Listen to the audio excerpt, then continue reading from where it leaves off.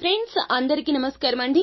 కుంభరాశి వ్యక్తులు వెంటనే ఈ స్త్రీకి దూరం జరగండి, లేకపోతే గనక మీ జీవితం అంతా నాశనమైపోతుంది. మీరు ఎప్పుడైతే ఈ చిన్న పని చేస్తారో అప్పుడే మంచి రోజులు వస్తాయి. తెలుసో తెలియకో మీరు ఈ స్త్రీతో మీ యొక్క జీవితాన్ని గడుపుతూ ఉన్నా, లేదా ఇటువంటి స్త్రీలు మీ జీవితంలో ఉన్నా, వారు ఎవరైనా సరే వారితో ఎంతలో ఉండాలో అంతలోనే ఉండండి.